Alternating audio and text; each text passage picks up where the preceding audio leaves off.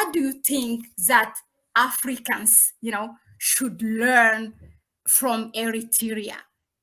What can we learn? You can bring.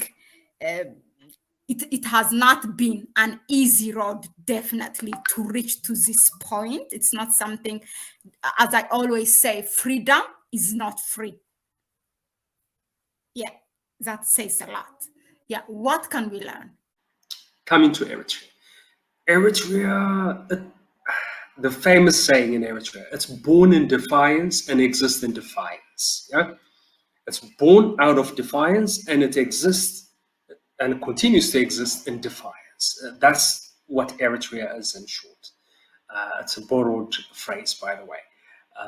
So what Eritrea has been doing is it has recognized early on that if we go for aid and try to ameliorate our pains, we're not going to go far. So let's just do away with aid. Why do we do away with aid? Not that it doesn't help, but it actually keeps you hostage. It puts you in an intensive care, literally, critical care. It just gives you what you need, but it doesn't allow you to move forward. That's what aid does. And of course, you become perpetually dependent on those who are giving you this aid. Yeah. So it recognized that. So you want policy independence, internal and foreign policy independence, then you must cut away aid. And it has tried it. I mean, there are a lot of agencies that came trying to assist. And the World Bank and the IMF came early in the 90s. And they said, they want to write policy documents for Eritrea. And then Eritrean leaders said, of course, fresh from, guerrilla just became government. And they said, why can't we write a policy ourselves? Why do you want to write a policy for us? You think you know poverty in Eritrea better than we do? Or what is it, Just so leave it there. We're going to do it ourselves. And that didn't go well with IMF and the World Bank. You must know that. And to this day, they have no relationship with IMF. The World Bank, they have borrowed money. Obviously, Eritrea is not saying no to aid, but local initiative must take priority, and any aid must be enabling that. So Eritrea early on recognized it. With maybe other African countries came a bit later. So in order to assert its independence, in order to chart its own path for development, it wanted to look inwards. That's what we call a self-reliance approach, which has been experimented in different places. But Eritrea wanted to do it not as a massive scale. I'm sure you guys remember the Ujama villages the late Nyerere had initiated. It was a state-run project, obviously, but a massive one, trying to get people to move into agricultural villages, and using that to modernize Tanzania. That was the aspiration. But obviously, it was done on a massive scale, became problematic. So what Eritrea is doing is basically, don't rush us. We're going to do it, but we're going to do it small scale and experimenting little by little. And all relationships you see also, it's little by little. So with Ethiopia, Somalia, didn't come up with a grand plan. Let's do this ABCD. Let's do small. Somalia, Eritrea, Ethiopia. Then slowly build a block. Yeah. So everything must not be rushed. It must be done so that there will be lesson learned. Small lesson learned. So this is one aspect to it. The second aspect to it is Eritrea refuses to be seen as a small country, a poor country. It wants a self-definition. It wants to assert its self-definition. Don't tell me I'm poor, I might not have enough resource, but don't define me as poor first, Don't define me as small. I have enough resources, I can contribute. Let me define myself. That's a different way of thinking about states in Africa. Big countries like Congo are defined as weak, right? Why? That's a definition that is imposed on us. So Eritrea is just rejecting that. I have a contribution to make. we have a contribution to make. Small or big countries could make that kind of contribution.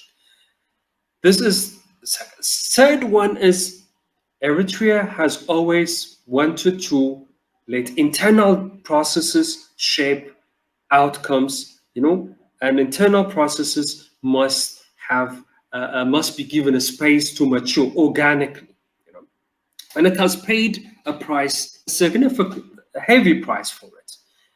It's in Somalia, when everybody wants to intervene, it refused to accept that and wanted Somalis to do it their own way in order to change their own conditions. Yeah, if everybody wants to come in and somehow put their hands, just not going to work. Yeah, they will just make a mess of it, and it has been proven time and again. But Eritrea paid a heavy price for that kind of stance. Yeah, the West wanted to use Eritrea to promote its interest in the region. Eritrea refused. Yeah, we need to work together as neighbors. We don't want this kind of arrangement using one state against the other. We're not going to accept that. And internal processes must organically mature, and people will know, and people will find a way and a wisdom to address their own challenges. And Eritrea also believes that this is what we have to have as well, and which the West and its imagination of an African country, and for that, a very small in their minds, should not be allowed to do that. And the West must come and tell us to do this in politics, to do this in our economy. Eritrea rejected all that. And I think those are the things that other African countries could learn. And of course, Africa is rich with resource, it has young population, and increasingly becoming educated. This is an asset that can be mobilized in order to transform our economies. But we need to do it piece by piece, brick by brick. Yeah? You can't just go for, Rome wasn't built overnight, and a state building has to happen bit by bit. The last task that Eritrea has been invested in is nation building.